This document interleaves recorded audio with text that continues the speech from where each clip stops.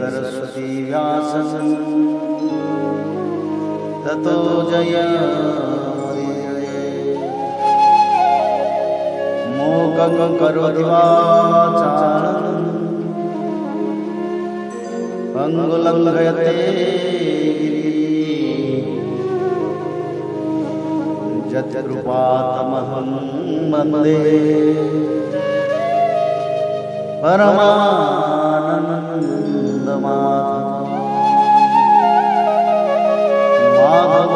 माधवो वाक्यं माधवो हरि परन्ते साधवा नित्यं सकलकार्येषु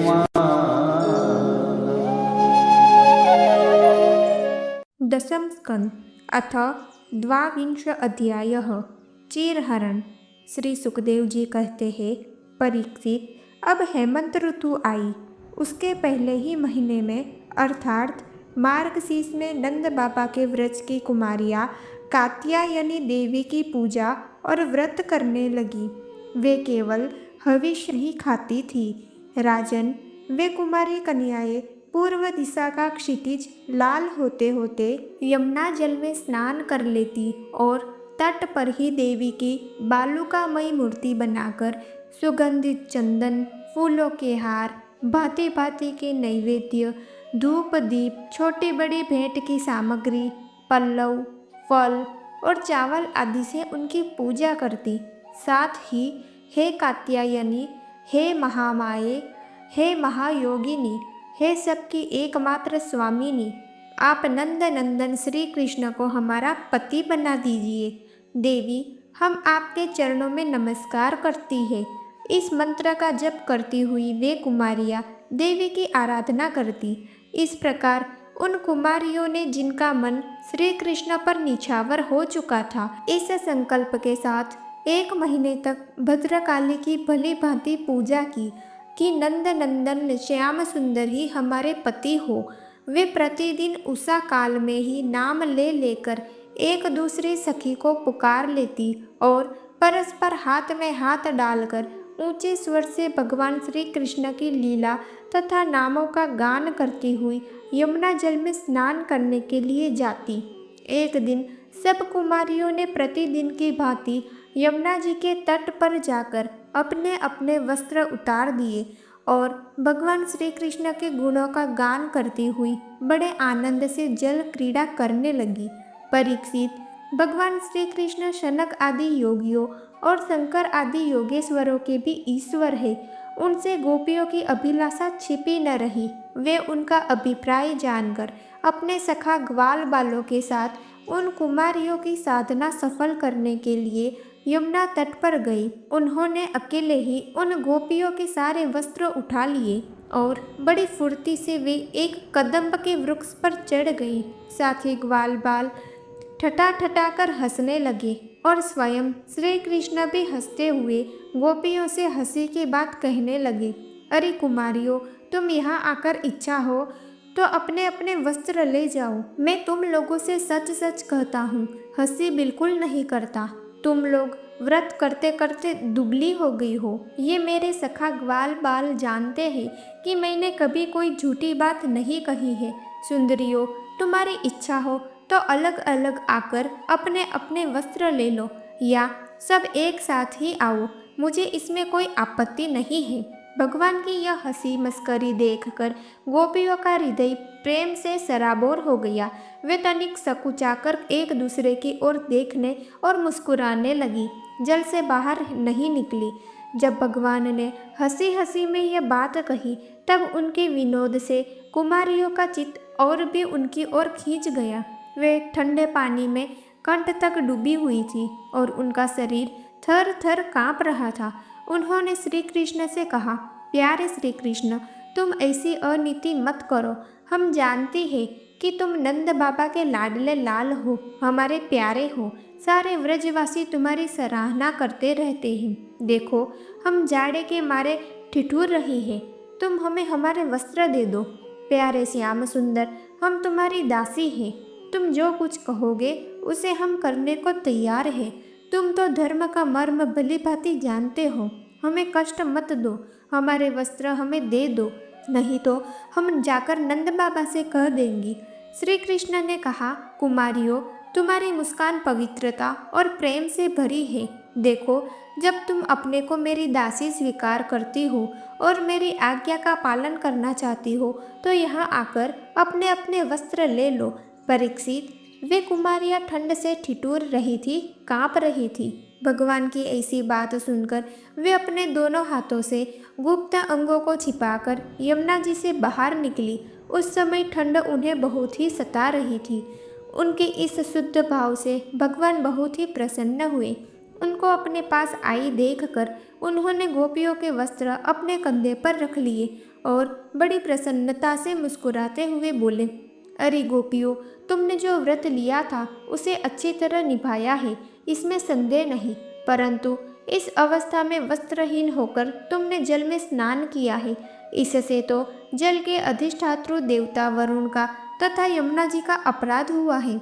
अतः अब इस दोष की शांति के लिए तुम अपने हाथ जोड़कर सिर से लगावो और उन्हें झुककर प्रणाम करो। तदंतर अपने अपने वस्त्र ले जाओ। भगवान श्री कृष्ण की बात सुनकर उन व्रज कुमारियों ने ऐसा ही समझा कि वास्तव में वस्त्रहीन होकर स्नान करने से हमारे व्रत में त्रुटि आ गई। अतः उसकी निर्विघ्न पूर्ति के लिए उन्होंने समस्त कर्मों के साक्षी श्री कृष्ण को नमस्कार किया, क्योंकि उन्हें नमस्कार करने से ही सारी त्रुटियों और अपराधों का मार्जन हो जाता है।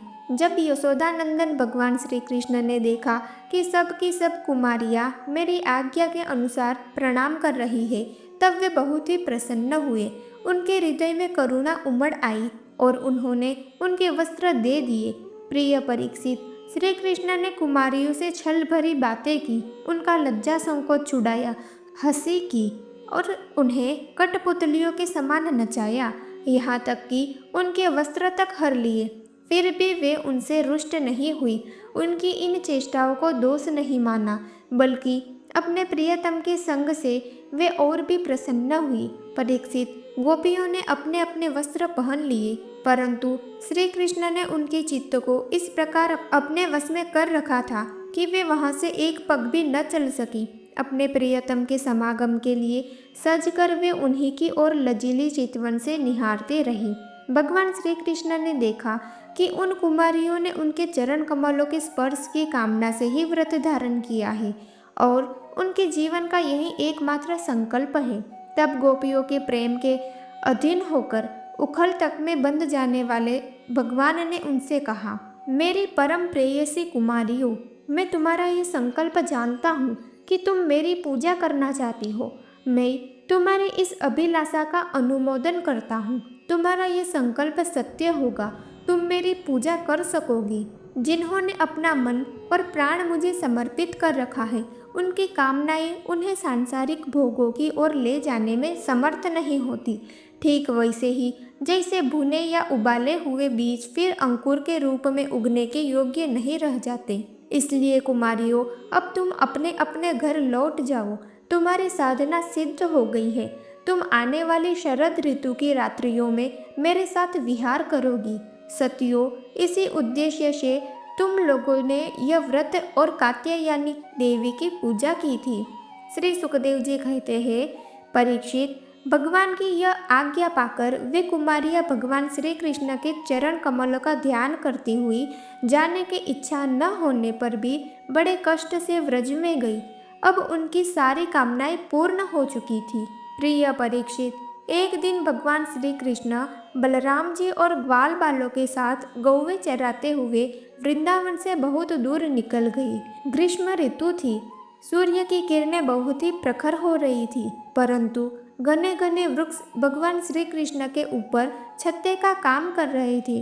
भगवान श्री कृष्ण ने वृक्षों को छाया करते देख स्तोक कृष्ण, अंशु, श्रीदामा, सुबल, अर्जुन, विशाल, ऋषभ, तेजस्वी, देवप्रस्थ और वरुथप आदि ग्वाल बालों को संबोधन करके कहा, मेरे प्यारे मित्रों, देखो ये वृक्ष कितने भाग्यवान हैं।